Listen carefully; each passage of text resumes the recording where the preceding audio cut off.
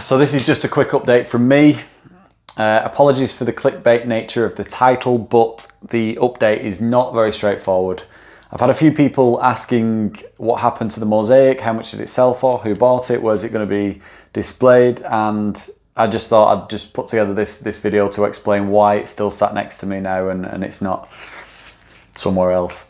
So as you know, the auction ended last Monday, the day of the funeral, the Queen's funeral, and when the auction ended, I got a message from eBay, an inbox message from the person who bought it. £560 was the final total, and they asked for my phone number.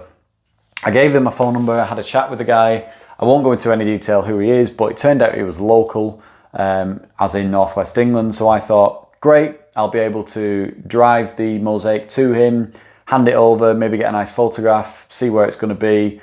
Fantastic. So yeah, we had a good chat. He wanted to speak to me because he didn't know how eBay handled charity auctions, and he was trying to take the sale offline, which was kind of him, but I think it's totally against eBay's terms of services. But he wanted to make sure that none of the proceeds went to eBay, and we could just make sure that as much of the total went to cancer research as possible.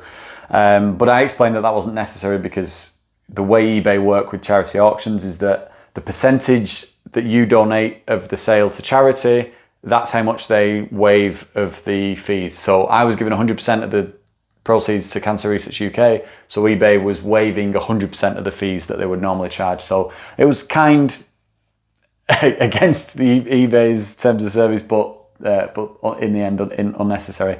So we're having a conversation, and just in passing he mentions the letter from the lady in waiting from when I tried to give this to the Queen, and he says, so that's included, isn't it?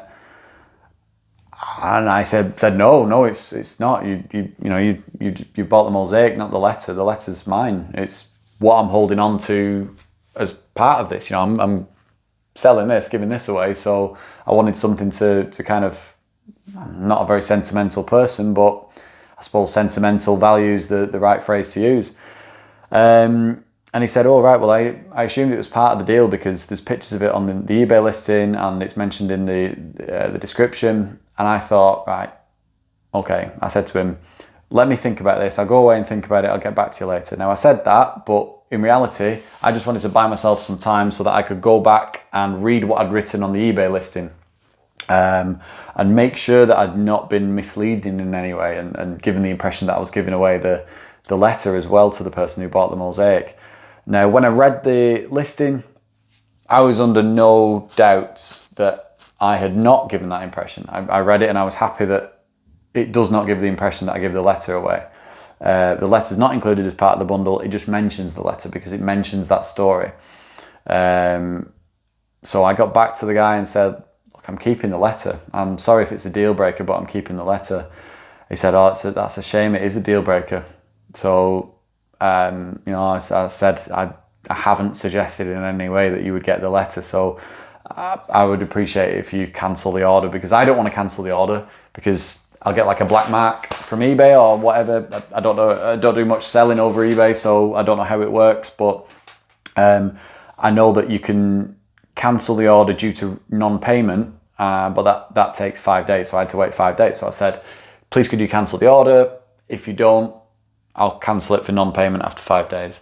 But they didn't get back to me. That was the last I heard from them. So 5 days later, which is just over the weekend just gone, I cancelled the sale due to non-payment, and as of yet I haven't relisted it. So I'm not really sure what to do with it, because when I listed it originally, I then got some great coverage from Cheshire Live, Rochdale Online, BBC Radio Stoke, even Birmingham Live posted about it, and I've been to Birmingham like a handful of times in my life.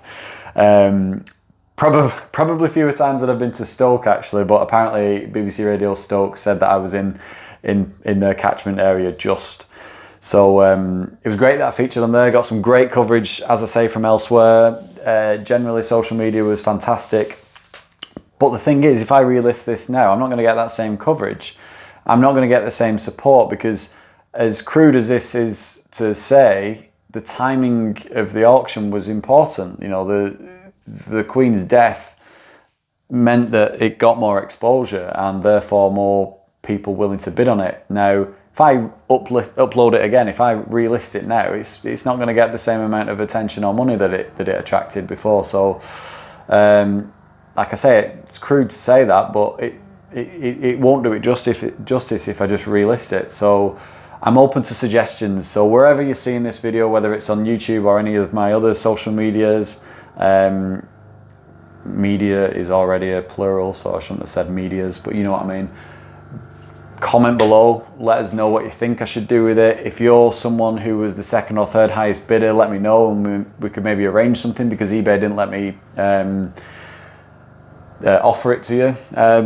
Yeah, let me know, because I don't really know what to do. I don't know what to do.